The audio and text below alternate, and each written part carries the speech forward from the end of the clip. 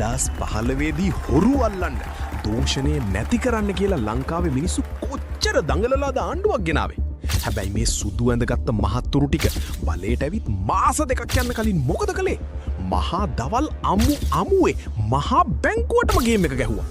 මේක නිකම්ම සල්ලි හොරකමක් නෙවෙයි බං. මේක දුප්පත් මිනිහාගේ පෙන්ෂන් සල්ලි වලට ගහපු මහා කුචීතම ගේම් එකක්.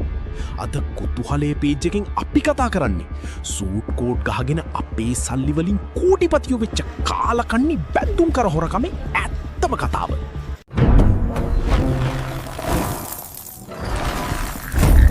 දෙදස් පාලෝ ජනවාරි 8 වෙනිදා ආණ්ඩුව ගත්ත ගමන් රනිල් වික්‍රමසිංහ අගමැතිතුමා කරපු පළවෙනි වැඩේ මොකක්ද? ලංකාවේ ආර්ථිකයේ හසුරුවන මහා බැංකුවේ යතුරු දුන්නා එයාගේ යාළුවෙක්ට. හැබැයි මේ යාළුවා ලංකාවිකෙක්වත් නෙමෙයි සිංගප්පූරුකාරයෙක්. නම අර්ජුන් මහේන්ද්‍රන්. මුළු රටම කෑගහලා කිව්වා මේ වැඩේ කරන්න එපා කියලා. ඇයි දන්නවද? මහේන්ද්‍රන්ගේ දුව බැඳලා හිටපු බෑනා, ඒ කියන්නේ අර්ජුන් ඇලෝසියස් තමයි පර්පෙචුවල් ට්‍රෙෂරීස් කියන කොම්පැනියේ අයිතිකාරයා.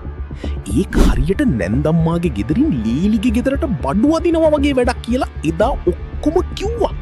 හැබැයි රනිල් කාගේවත් කතා ඇහුවේ නැහැ. ඔන්න පෙබරවාරි 27 වෙනිදා ගේම් එක ප්ලෑන් කළා. රජයට සල්ලි ඕන වෙලා බිලියන 1ක බැඳුම් කරනිකුත් කරන්න හැදුවා. හැබැයි අර බෑනගේ කොම්පැනිය කලින්ම ඔත්තු අරගෙන බිලියන 15කට ලන්සු තිබ්බා. එදා උදේ මහ බැංකුව අධිපති මාමණ්ඩි වෙන්දේසි කමිටුවට කඩා පැනලා තර්ජනය කළා. බිලියන 1ක් නෙවෙයි 10ක්ම ගන්න කියලා. අර 9.5ට තිබ්බ පුලිය එකපාරටම 12.5ට නැග්ගා. අන්තිමේදී රජය ගත්තු බිලියන 10න් බිලියන 5ක්ම ගියේ බෑනගේ සාක්කුවට. හිතලා බලන්නකො මේක අහම්බයක් වෙන්න පුළුවන්ද? මාමණ්ඩියයි බෑනයි එකතු වෙලා හූරගෙන කෑවේ කාගේ සල්ලිද දන්නවද? අඩු ගානට ගත්තු බැඳුම් කර ටික මුන් වැඩි ගානට වික්කේ අපේ රටේ ලංකා බැංකුවටයි ජාතික ඉතිරි කිරීමේ බැංකුවටයි. ඒ විතරක් නෙමෙයි, ගාමන්ට් වල නිදි මරාගෙන මහන අක්කාගේ, අව්වේ කරවෙලා තේදලු කඩන අම්මාගේ, මේසන් වැඩ කරන තාත්තාගේ EPF එකට. කියන්නේ දුප්පත් මිනිහගේ පෙන්ෂන් සල්ලි වලට විදලා තමයි මේ කාලකන්ණි ටික මහ දවල් කෝටිපතියෝ වුනේ. දැන් මේ හොරා කාපු සල්ලි ගියේ කාටද? මේව ඇහුවම නම් ඔයාලට යකා නගි. යහපාලනේ මුදල් ඇමති රවි කරුණානායක හිටියේ කොහෙද? එයා හිටපු මොනාක් රෙසිඩන්සි එකේ සුපිරි පෙන්ට් හවුස් එකේ කුලිය ගෙවලා තිබුණේ මේ හොරා. ඒ කියන්නේ අර්ජුන් ඇලෝසියස්. කොමිසම ඉස්සරහා රවි ලැජ්ජා නැතුව කිව්වා මන් දන්නේ නෑ ගෑණි තමයි දන්නේ කියලා.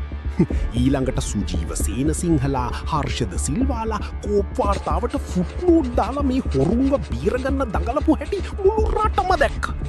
ආණ්ඩුවේ විතරක් නෙවෙයි මේ සල්ලි විපක්ෂයටත් ගියා. ඩයාසිරි ජයසේකරලා, සරත් ෆොන්සේකාලා වගේ අයට චෙක් වලින් සල්ලි ගියා කියලා ඔප්පු වුණා. මුන් කිව්වා ඒවා කැම්පේන් සල්ලි කියලා. පක්ෂපාත මොනා වුණත් සල්ලි කුට්ටිය ඉස්සරහ ඒගොල්ලෝ හරි යාළුයි මල්ලි. මේ මුළු කතාවේම ලොක්කුම රහස මොකක්ද දන්නවද? මේ ගහපු මහා මංකොල්ලේ සල්ලි වලින් තමයි 2015 UNP කැම්පේන් එක කළේ කියන එක අදටත් ප්‍රසිද්ධ රහසක්. අර්ජුන් මහේන්ද්‍රන් අද කොහෙද? කෝටි ගණන් ගහලා මූ සිංගප්පූරුවට පැනගත්තා. ඉන්ටර්පෝල් ගැහුවත් ලංකාවේ නීතියට අදටත් ඌව ගේන්න බැරි වුණා. මේ රටේ දුප්පත් මිනිස්සෙක් අම්බගෙඩියක් කැඩුවොත් හිරේ දාන නීතිය මේ වගේ සුදුපටි අපරාධකාරයෝ ඉස්සරහා බල්ලෝ වගේ දන ගහලා ඉන්නවා. මේක තමයි බං ලංකාවේ දේශපාලනේ ඇත්තම නිර්වත. තුනු දකින් විතරක්. මුන් අපි සල්ලි වලින් සැප විඳලා අදට ටීවී එකට ඇවිත් අපිටම බන කියනවා. හොරුන්ට නම් ආයි කවදාවත් රැවටෙන්න එපා. මේ වීඩියෝ එක අනිවාර්යයෙන්ම හැමෝටම බලන්න ෂෙයා කරන්න. මේ වගේ ඇත්තම කතා දැනගන්න කුතුහලයක් එක්ක දිගටම රැඳී ඉන්න.